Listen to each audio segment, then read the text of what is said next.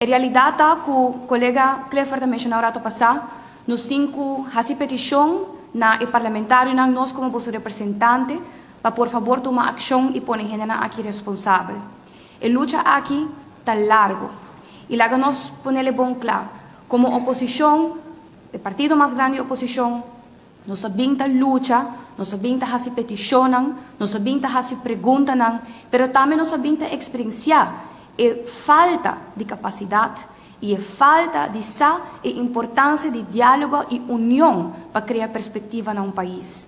No momento aqui, o qual que nós sentamos aqui, o qual que nós sabemos, não prefere de 13, não banda adiante, não prefere de fazer o qual que não considera bom, pero não que resultado não positivo para o povo aqui.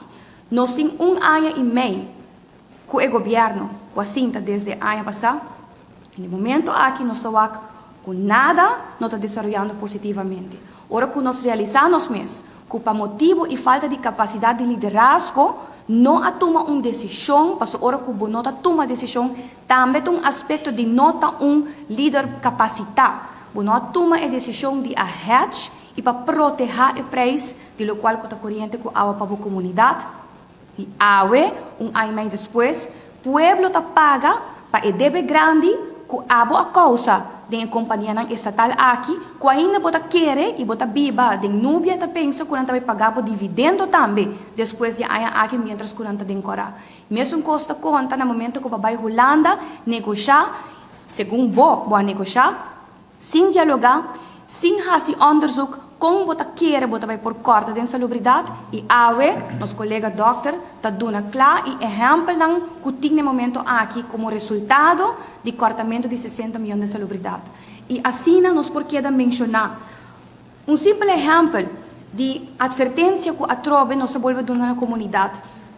Escola ainda não está solucionada. Werksters nang abay hiba kaso nang dilante recém na corte nang agana essa que kuta cria precedente kuta hinkas koa de mais problema nang financeiro que nós nota wak solução também escola tem atraso para motivo de decisão unilateral do governo que suprima nang na belastingdienst milhões quase 5 milhões e no momento aqui ainda werksters nang não aguardo pagar.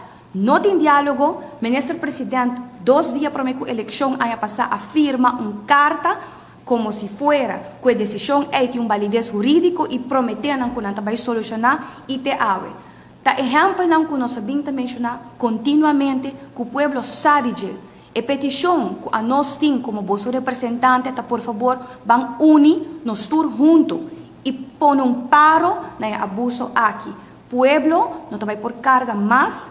Se você não invertir na economia, você não cria união e você não dá ao país aqui perspectiva, resultado na maneira lista na largo de pessoas que têm problema com mental health, está queda pira mais largo. Passo a depressão aqui, nós temos que encargar-nos mesmo para sacar o povo fora de